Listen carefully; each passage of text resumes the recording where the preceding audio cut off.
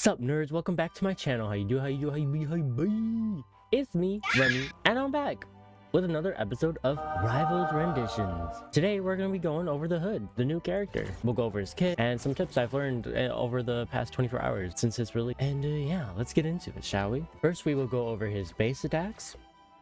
So he has this pistol, which as you can see this meter, it will go up as I shoot. It goes up 2 for every bullet I hit, no matter if it's a headshot or not. As you can see, it changes when you hit 50%. That makes your attack speed even faster. And then once it reaches 100, you actually go into the leaded transformation, the other gun that's in his demon state. It's basically rapid fire, and you hold down your left and right click if you're on PC. As you can see, it's just like a beam, and it will go for a few seconds. And then we have his left shift, his void walk. It's pretty simple. You just go into the void and you walk around. You can go up in the air like this. You can go just forward. Think of it like a Wanda phase, but with less time. And also at the end, you do like a burst attack. And also you can like do like an elevated up at the end, as you can see here.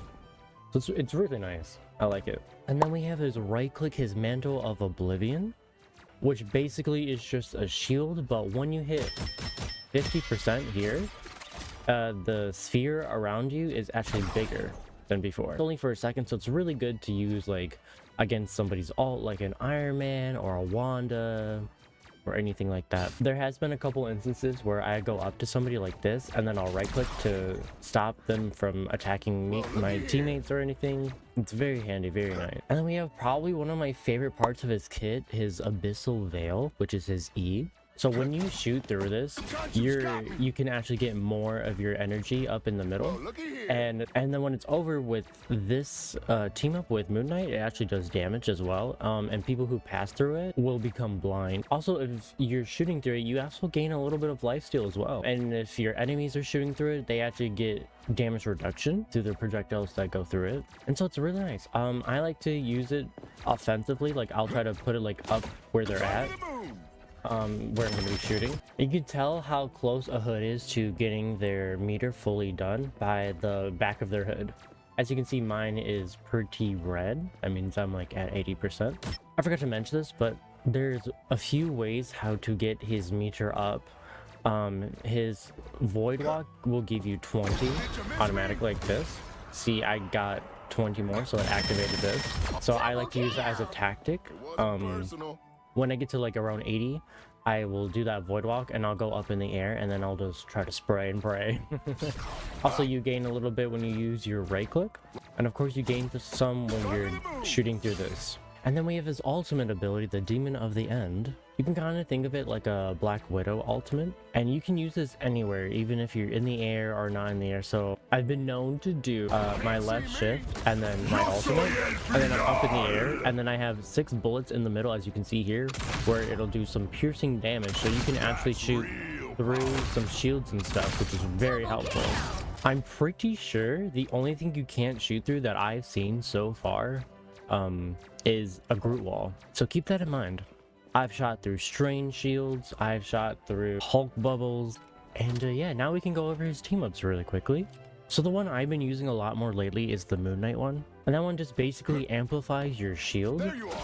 As you can see here, it has an actual shield number, and enemies who pass through it will take damage and they will be briefly blinded. I believe it's 100 damage, and also their healing will be reduced as well.